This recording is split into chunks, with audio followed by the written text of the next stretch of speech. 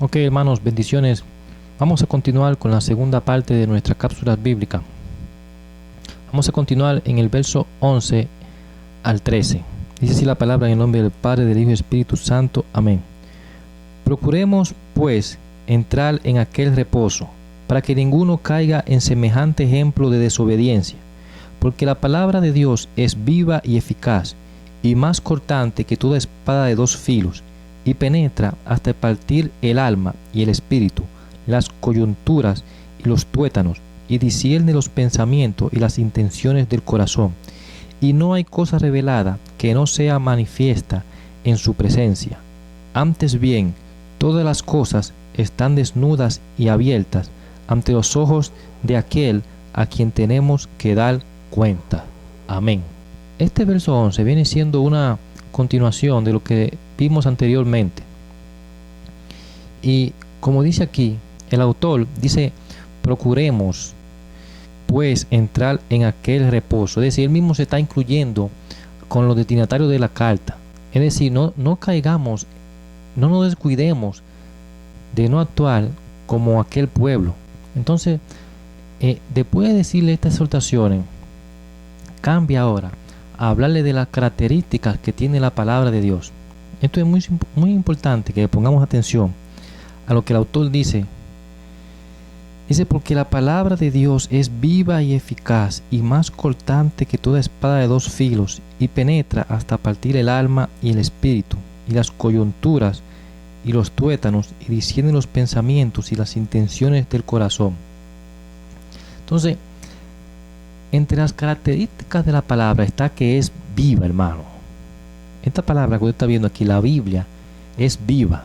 Para las personas de todos los tiempos, hermano, esta palabra es una palabra que tiene vida. Es una palabra que nos habla cada día. Como hemos visto, es una palabra que nos habla hoy, hermanos. El comentarista David Burr sobre este verso dice que esta palabra tiene dos aspectos. Por un lado, indica que es de vigencia permanente, es decir, nunca muere, nunca caduca y es válida para todos los siglos. Por otro lado, es una palabra activa que tiene poder en ella misma. Gloria a Dios. Amén. Entonces, la primera característica que vemos es que la palabra es viva. La otra característica que podemos ver es que es eficaz, es decir, que cumple poderosamente y efectivamente los propósitos de Dios. Amén. También es más cortante que toda espada de doble filo. Es más cortante porque esta palabra penetra y descubre lo que hay en el corazón y en la mente del hombre, hermano. Dice el autor que estábamos viendo, David Burr, que esta palabra es también cortante porque hace una separación. Y es que cuando dice partir el alma y partir el espíritu, es como decir que penetra hasta la profundidad de todo lo que somos nosotros para separar el bien y el mal, tanto en nuestra alma como en nuestro espíritu, para revelar lo que verdaderamente hay en nosotros, en todo nuestro ser. Amén. Es decir, que a la palabra, hermano, no se le escapa nada de lo que somos nosotros por dentro. Otra característica que tiene la palabra es su perspicacia. ¿Cómo es esto? Que discierne los pensamientos y las intenciones del corazón. Según el autor que estamos viendo, David Burr, la palabra que se refiere aquí a discierne significa evaluar o juzgar. Es decir, la misma palabra analiza, evalúa y juzga nuestras vidas y nuestro comportamiento. La palabra ve más allá que nuestra visión humana, penetra los lugares desconocidos de nosotros y revela lo que a nosotros muchas veces nos es desconocido. Oiga eso, hermano. Todo esto todas estas características se encuentran en la palabra de Dios. Y es que si nosotros como creyentes nos agarramos de ella, hermano, tenemos beneficios para nuestra propia vida espiritual. El último verso, el verso 13, dice, y no hay cosa creada que no sea manifiesta en su presencia.